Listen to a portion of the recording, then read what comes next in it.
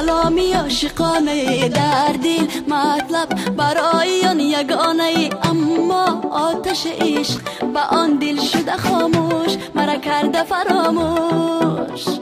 هر شب در لب کلامی عاشقانه در دل مطلب برای آن یگانه، اما آتش عشق به آن دل شده خاموش، مرا کرده فراموش.